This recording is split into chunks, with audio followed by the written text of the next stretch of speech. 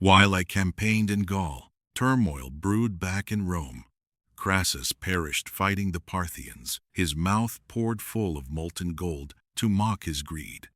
Pompey drew closer to the Senate, who issued successive decrees stripping me of military power. I sent countless letters seeking peaceful resolutions, all in vain. The Senate decreed I would be branded a public enemy if I did not disband my army by March 49 BC. I stood by the Rubicon River, the boundary separating Italy proper from Gaul.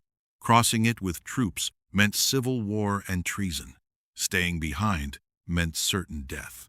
I hesitated for a whole morning, weighing the consequences of plunging Rome into bloodshed.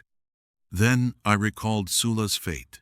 He abdicated supreme power to live in seclusion, yet passed away the very next year. Power slips away and strikes back the moment you loosen your grip.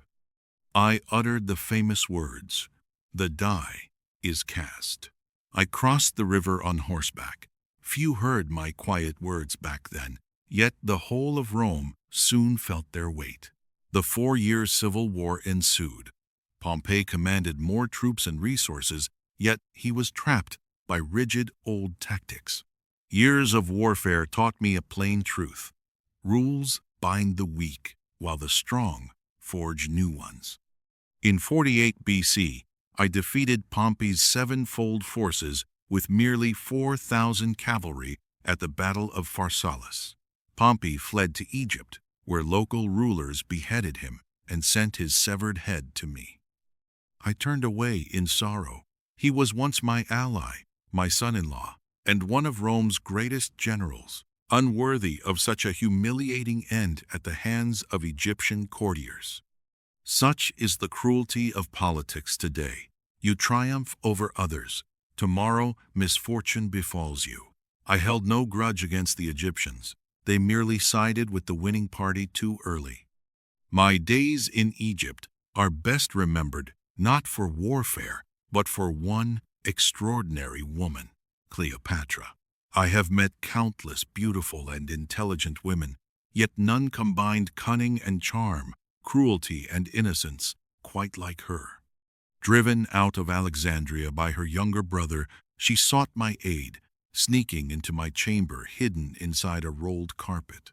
When the carpet unfolded, she stood there in sheer garments, dusted with desert sand, resembling Venus risen from the waves. I laughed, not purely at her beauty, she was far from peerless, with a hooked nose and sharp jaw, but at her bold wit. Any woman daring to risk suffocation to meet me was worthy of my full support. We spent months together, and she bore me a son named Caesarion.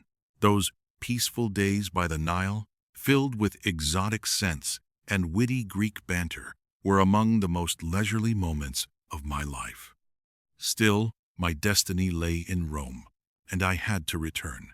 Back home, I was appointed lifelong dictator. My reign focused on practical governance, road construction, tax reduction, land redistribution, and calendar reform. Any capable ruler could have achieved such feats, yet the Senate elites branded me a tyrant.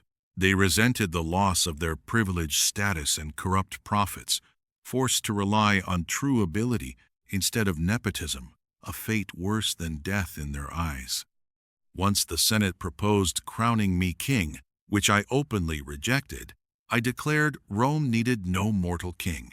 Yet I approved engraving my portrait on official coins. They feared not my tyranny, but my wise rule, which would forever end their era of unchecked privilege.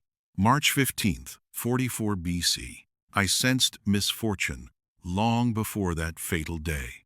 My wife Calpurnia suffered terrifying nightmares of me lying bloodied in her arms, persuading me to skip the Senate assembly.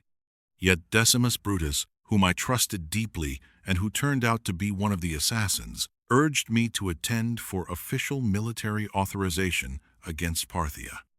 On my way there, a slave slipped me a note detailing the full assassination plot. I tucked it aside to read later, never getting the chance. A soothsayer also halted me, having warned me to beware the Ides of March days earlier. I brushed off his warning, saying the fateful date had already arrived. He replied gravely, "It has come, yet it is not yet over." I should have heeded his warning. The rest is well-known history. 60 conspirators swarmed me in the Senate Hall within Pompey's theater. Tullius Cimber grabbed my robe, and Casca struck the first dagger blow. I seized his wrist in rage, shouting in Latin, "Villain, what are you doing?" More attackers closed in, stabbing me with daggers and even styluses. I fought back fiercely until I saw Marcus Junius Brutus, the son of my mistress, whom I loved as my own flesh and blood, raising his blade against me too. My heart froze in utter despair. I released my grip, whispering in ancient Greek, "You too, my child?" I pulled my toga over my face, hiding my expression not out of fear of death, but to shield my overwhelming disappointment. I collapsed at the foot of Pompey's statue, pierced by 23 wounds, only one of which proved fatal. Alexander died surrounded by loyal loved ones in his bed, while I perished amid swarming enemies. That is our greatest difference. He won devotion, and I inspired fear. Loyalty stems from affection, yet fear drives men to madness. I harbor no regrets. I reshaped Rome's destiny, revised outdated laws, and lived life to the fullest in 56 years. Many fabricated my final words, yet truth is simple. One pierced by 23 stab wounds can barely utter a single coherent sentence. If I could speak one last time, I would tell them plainly, "You may slay my body, but you can never erase my name." 2,000 years later, the world still recounts my legends, while most of my assassins are long forgotten to history. That is the true essence of supreme power. One last request. Do not paint me with thick, lush hair in portraits. Be honest. Baldness never dims the glory of Caesar. After all, Alexander had abundant hair, yet he could never write prose as masterfully as I did.